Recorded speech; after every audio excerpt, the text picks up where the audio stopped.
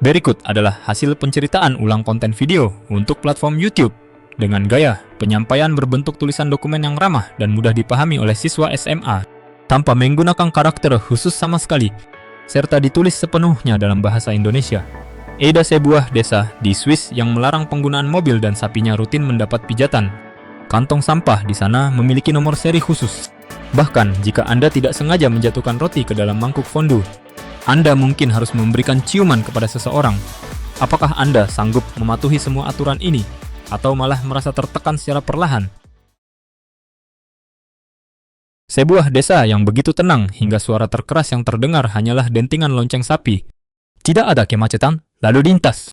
Tidak ada restoran cepat saji. Tidak ada papan reklame yang menyilaukan. Selamat datang di Murren dan Zermatt, kawasan pegunungan Swiss yang sangat menakjubkan.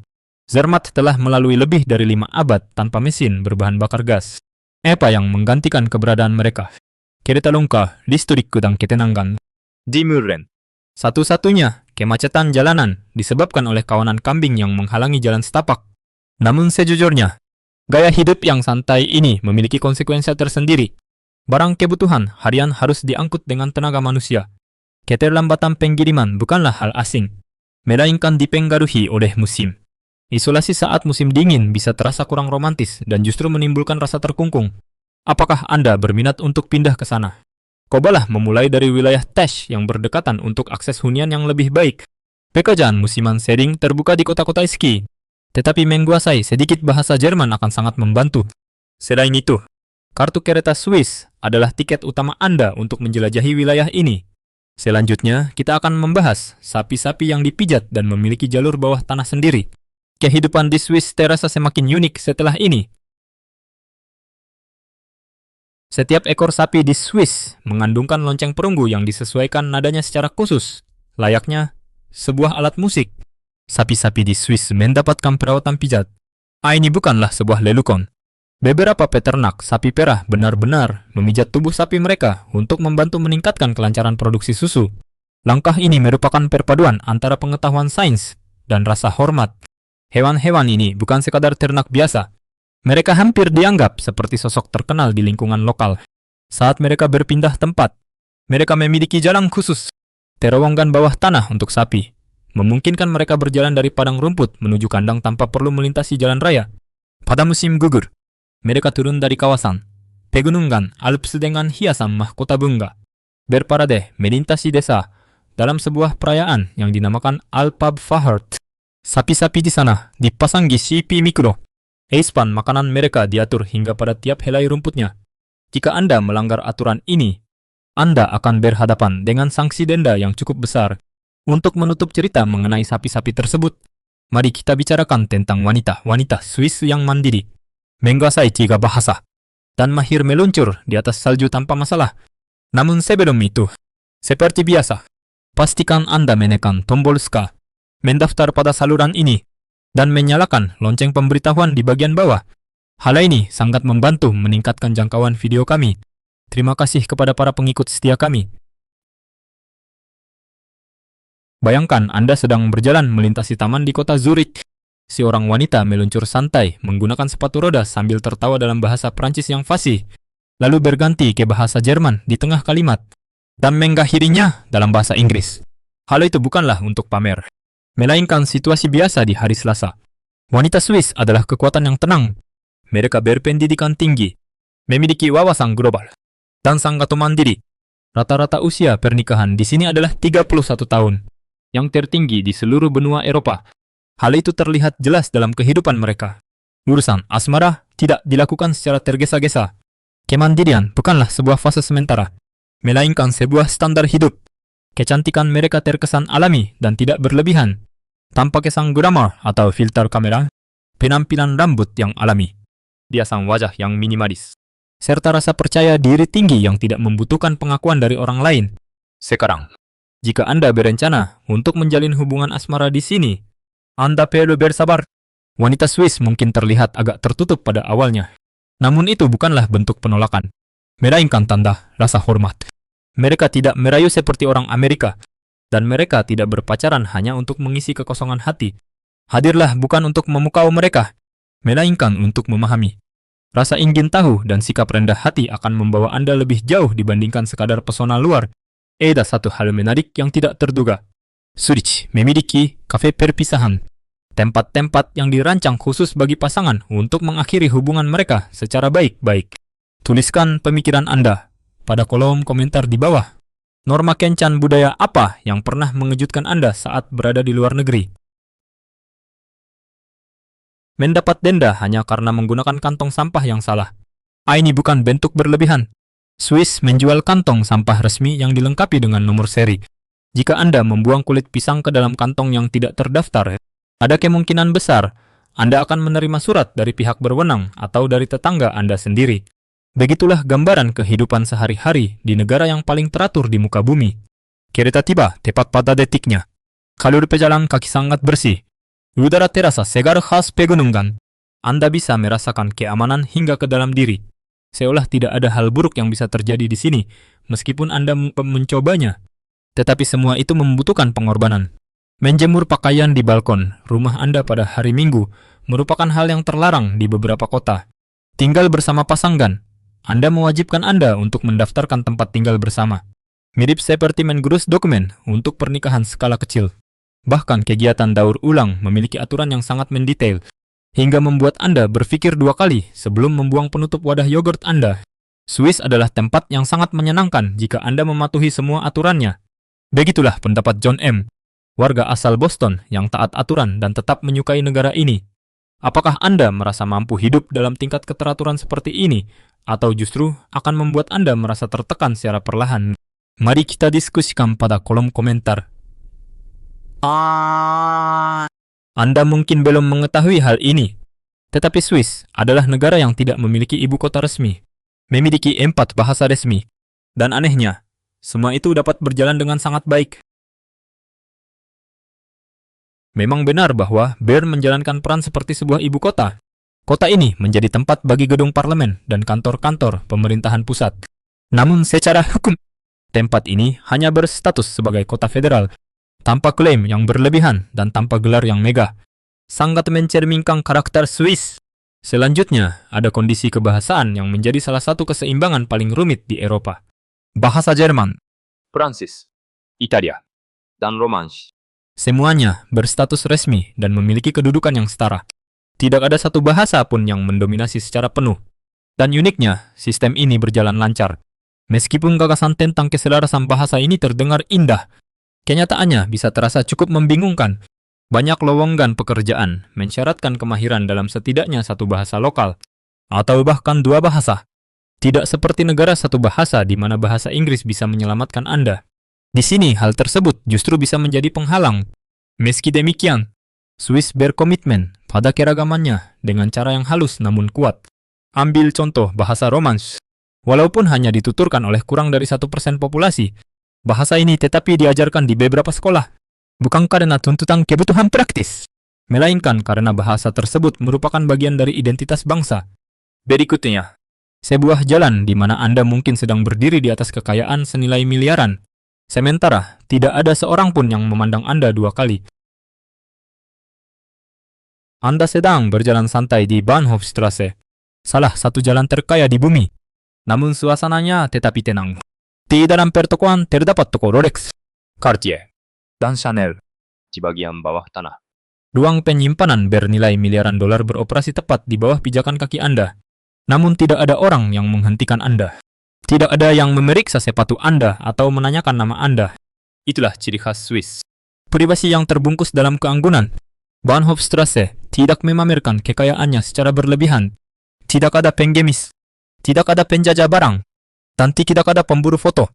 Suasananya lebih menyerupai impian sebuah bank daripada tempat bermain para pembelanja. Kenyataan, pahitnya adalah sebagian besar warga lokal tidak berbelanja di sini. Ini bukanlah gambaran Swiss yang mereka tinggali. Sebagian besar pengunjung berasal dari luar negeri seperti Rusia, Arab Saudi, dan Tiongkok. Uang mereka mengalir masuk dan keluar tanpa benar-benar menyentuh kehidupan warga lokal. Namun hanya beberapa blok dari sana, segalanya berubah total. Jirangstrasse, kawasan pemukiman imigran di Zurich. Bumbu masakan terasa lebih kuat. Suara musik terdengar lebih kencang. Dan suasananya terasa lebih santai. Anda akan menemukan toko roti khas Balkan, kedai kopi Eritrea, dan bar Brazil yang terselip di sudut-sudut sempit. Suasananya ramai, penuh kehidupan, dan terasa sangat manusiawi. Dua dunia yang berbeda dalam satu kota. Keduanya adalah hal yang nyata. Jadi, tempat mana yang lebih ingin Anda kunjungi? Bahnhofstrasse atau Langstrasse? Tuliskan pilihan Anda pada kolom komentar di bawah. Berbeda dengan situasi di Amerika Serikat, di mana kesehatan seringkali bersumber dari botol obat. Di Leukerbad, kesegaran memancar langsung dari dalam bumi. Air panas yang kaya akan kandungan kalsium dan sulfat telah menarik perhatian para pelancong sejak zaman Kekaisaran Romawi. Namun ini bukanlah tempat peristirahatan mewah yang tertutup. Sebagian besar kolam di sini terbuka untuk umum. Dengan biaya sekitar $30, Anda sudah bisa mendapatkan akses seharian. Warga lokal datang untuk meredakan nyeri sendi, mencari ketenangan, atau sekadar menjalankan rutinitas harian. Dan sejujurnya, mereka datang demi menikmati kesenangan berendam di dalam air berusia 30 juta tahun saat kepingan salju meleleh di atas bulu mata. Ingin mendapatkan saran terbaik dari warga lokal? Pesanlah kamar untuk 1 malam di Therm 51 Degrees. Anda akan mendapatkan kolam yang lebih tenang, pemandangan yang lebih indah, dan jumlah wisatawan yang lebih sedikit. Jika Anda menyukai tantangan, cobalah mendaki jalur Gemmi di atas desa tersebut. Pendakiannya cukup menantang, tetapi imbalan yang didapat adalah pemandangan pegunungan, ketenangan, serta kesegaran berendam yang sempurna di bawah sana. Pernikahan di area pegunungan tanpa mobil mewah dan tanpa musik keras. Hanya ada kawanan kambing, jalur jalan setapak, serta pengucapan janji suci di batas langit. Anda pasti akan terkejut. Berikut adalah kelanjutan hasil penceritaan ulang konten video untuk platform YouTube dengan gaya penyampaian berbentuk tulisan dokumen yang ramah dan mudah dipahami oleh siswa SMA, tanpa menggunakan karakter khusus sama sekali, serta ditulis sepenuhnya dalam bahasa Indonesia. Tidak ada mobil mewah, tidak ada pakaian JS formal, tidak ada lengkungan bunga yang diantar menggunakan truk. Di beberapa bagian negara Swiss, terutama di kawasan Appenzell dan Valais, sebuah pesta pernikahan dimulai dengan kegiatan mendaki gunung. Pengantin pria akan mendaki terlebih dahulu, biasanya melintasi jalur pegunungan yang terjal. Para tamu undangan akan menyusul di belakang. Sebagian mengenakan sepatu mendaki, sebagian lainnya memakai sepatu hak tinggi. Upacara pernikahan berlangsung di atas puncak bukit yang berangin atau di bawah pohon cemara yang berdiri sendiri. Musik penggiringnya berasal dari suara dentingan lonceng sapi dari kejauhan. Mungkin juga diiringi alunan nada lagu daerah yang terbawa angin dari kawasan lembah. Merupakan tradisi kue berlapis 5. Di sini, hidangan yang disajikan adalah kue tar kacang kastanya atau minuman sirup bunga elder. Kawanan kambing berjalan melintas di sekitar lokasi. Kompeng kantin dibuat dengan tangan, digunakan 1 kali, lalu disimpan di dalam peti kayu untuk diwariskan secara turun-temurun, seperti benda pusaka yang sangat berharga. Namun banyak pasangan di Swiss yang memilih untuk tidak pernah menikah sama sekali. Di wilayah-wilayah ini, terutama di kalangan wanita muda, pernikahan dianggap sebagai sebuah pilihan, bukan sebuah kewajiban sosial. Mereka bisa menundanya, melewatinya, atau tinggal bersama selamanya tanpa perlu mengurus berkas pernikahan. Lupakan semua hal yang pernah Anda ketahui tentang fondue. Di negara Swiss, hidangan ini bukan sekadar makanan biasa, melainkan sebuah ritual. Hal ini diatur oleh norma-norma yang usianya lebih tua dari sebagian besar sistem demokrasi di dunia. Pertama-tama mengenai suasananya. Sebuah rumah kayu tradisional, malam yang dingin, dan para sahabat yang berkumpul mengelilingi panci khusus berisi lelehan keju yang mendidih. Keju yang digunakan adalah jenis Gruyere, Emmental, atau keju Tete de Moine yang diiris tipis menyerupai kelopak bunga. Aromanya sangat kuat, khas, dan terasa begitu menggugah selera. Sekarang perhatikan tata caranya. Selalu aduk keju searah jarum jam. Hal ini dilakukan bukan karena kepercayaan tertentu, melainkan untuk menjaga tekstur keju tetap konstan. Jangan mengeruk bagian dasar panci, kecuali Anda mendapat izin dari yang lain. Lapisan kerak di bagian bawah tersebut dinamakan La Religieuse atau Sang Biarawati, dan dianggap sangat istimewa. Jika roti Anda jatuh ke dalam keju, tradisi menentukan bahwa Anda harus menerima hukuman. Hukumannya bisa berupa menyumbang 1 botol minuman, memberikan ciuman, atau menceritakan sebuah kisah. Meskipun tempat menikmati fondue di kawasan perkotaan terlihat sangat menarik, Makna sebenarnya berada di penginapan desa, khususnya di sekitar wilayah Fribourg. Di tempat tersebut, fondue bukan sekadar menu makanan, melainkan sebuah kenangan yang Anda buat bersama-sama. Bahkan kejadian panci yang pecah, meskipun jarang terjadi dan mungkin disebabkan oleh kecerobohan, tetapi memiliki maknanya sendiri. Dalam cerita rakyat pedesaan, hal tersebut dianggap sebagai cara untuk melepaskan ketegangan lama, sebuah lambang dari awal yang baru. Keju dijadikan sebagai sarana penyelesaian masalah. Ada tempat yang terlihat indah seperti kartu pos. Kemudian ada kawasan Lauterbrunnen, sebuah lembah yang sangat megah, berdiri tegak, dan dipenuhi oleh aliran air terjun, sehingga terasa seperti dunia khayalan yang menjadi nyata.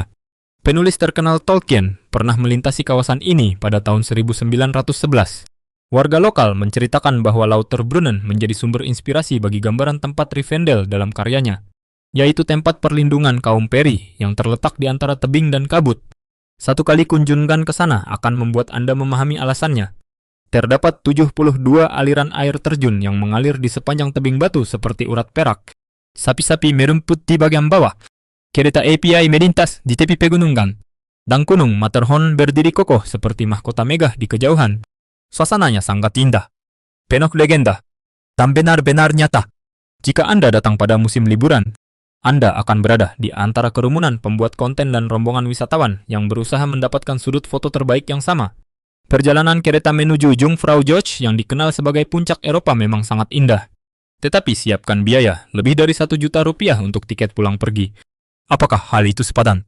Sangat mungkin. Apakah tempat itu ramai? Sudah pasti. Jika Anda ingin menikmati keindahannya tanpa harus berdesakan, nikmatilah perjalanan dengan lebih santai. Gunakan kartu setenggah, harga Swiss untuk mengurangi beban biaya transportasi Anda. Lewati tempat pengamatan yang ramai dan cobalah mendaki menuju air terjun Trummelbachfälle. Tempat ini tersembunyi di dalam gunung. Tempat 10 air terjun Gletscher mengalir deras di dalam gua batu kapur. Pengunjungnya lebih sedikit dan pengalamannya terasa lebih berkesan.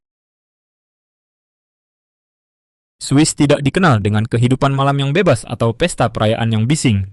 Namun saat negara ini menggelar perayaan, acara tersebut dilaksanakan dengan tradisi berabad-abad, semangat yang menyala, dan rasa sukacita yang unik. Contohnya adalah tradisi Sechsleuten di kota Zurich. Setiap musim semi, warga berkumpul untuk membakar patung manusia salju raksasa yang dinamakan Bug. Patung yang diisi dengan kembang api ini dibakar untuk meramal kondisi cuaca pada musim panas. Di kota Basel terdapat festival Fastnacht, sebuah perayaan yang dimulai pada pukul 4 pagi dalam kondisi gelap gulita, di mana para pemusik bertopeng berbaris melintasi jalanan. Suasananya terasa sangat unik, seperti dalam mimpi, dan merupakan sebuah keramaian yang teratur rapi. Selain itu ada perayaan Fête de Vigneron. Perayaan ini hanya diadakan 1 kali dalam 1 generasi, tepatnya setiap 20 hingga 25 tahun sekali. Sebuah pertunjukan besar berskala nasional untuk menghormati kebudayaan minuman anggur Swiss yang digelar di area dekat danau. Warga lokal berlatih selama berbulan-bulan. Acara ini menggabungkan unsur pertunjukan teater, parade, dan cerita rakyat setempat.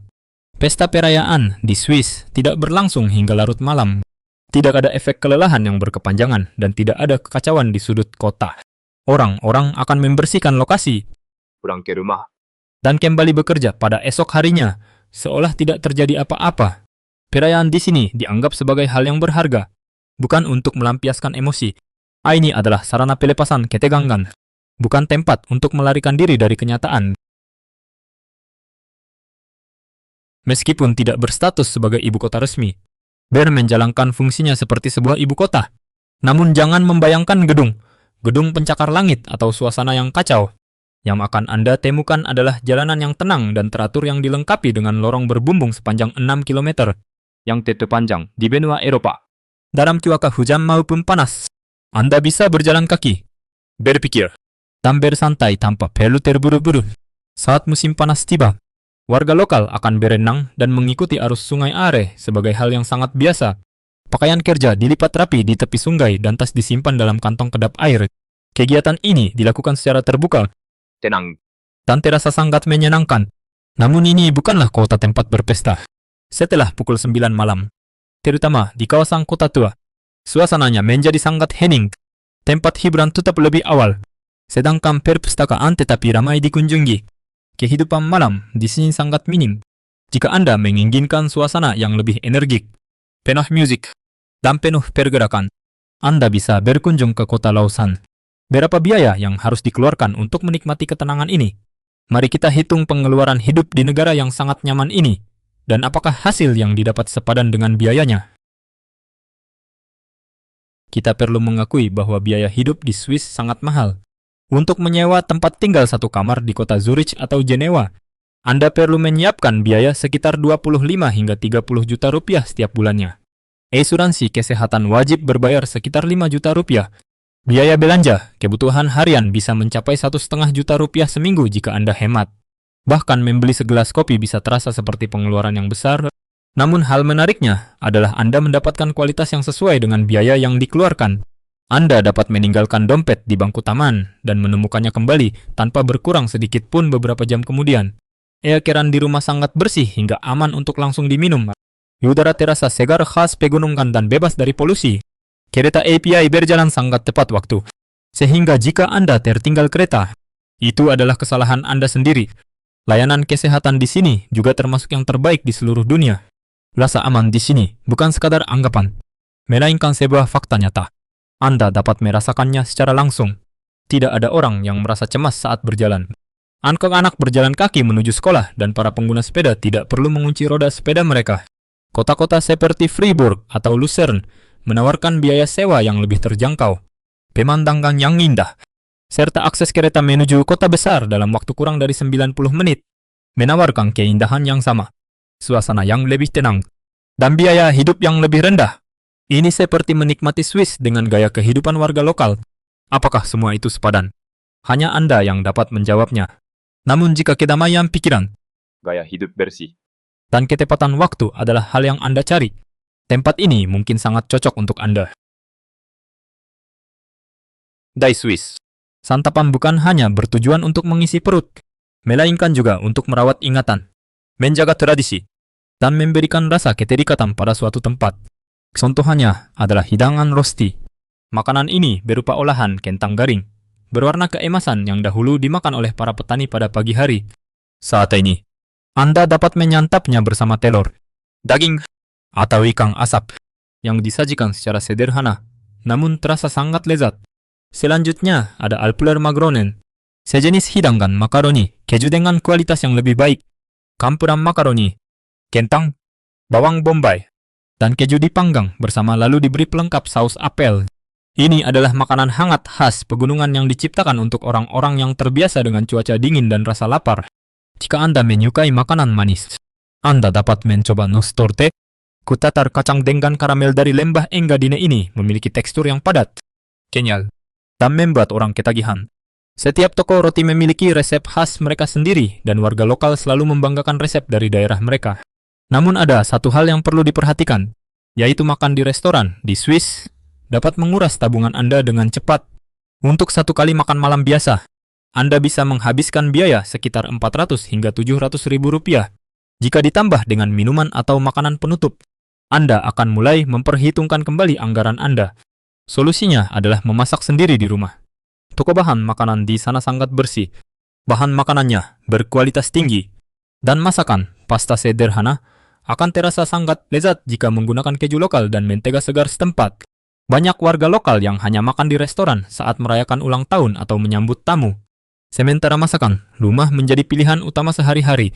Makanan Swiss memang terasa hangat, mengenyangkan, dan kaya akan nilai tradisi. Namun jika Anda ingin menghemat biaya, hidangan terbaik bisa hadir dari dapur Anda sendiri.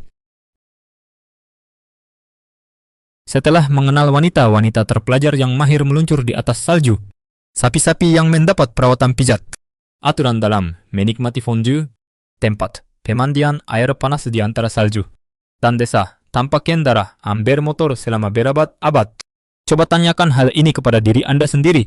Apakah Anda benar-benar bersedia mengganti kehidupan Anda saat ini dengan kehidupan di Swiss? Mampukah Anda mematuhi semua aturannya, menanggung biaya hidupnya, dan menikmati suasananya yang tenang? Bisakah Anda menerima aturan memilah sampah dengan benar, tetapi dapat berjalan pulang dengan aman pada pukul 2 malam tanpa rasa cemas? Fakta tentang Swiss mana yang paling menarik perhatian Anda? Apakah Anda berminat untuk tinggal di sana? Jika bukan Swiss, negara mana yang ingin Anda kunjungi selanjutnya? Tuliskan pendapat Anda pada kolom komentar. Tekan tombol suka, daftar pada saluran ini, dan bagikan video ini kepada teman Anda yang sedang mencari informasi tentang kehidupan di wilayah pegunungan Alps. Mari kita terus menelusuri kisah-kisah menarik di berbagai belahan dunia melalui penceritaan yang jujur. Terima kasih sudah menonton. Kalau video ini lucu atau bermanfaat, jangan lupa like, subscribe, dan nyalakan loncengnya agar tidak ketinggalan video baru. Sampai jumpa di video berikutnya.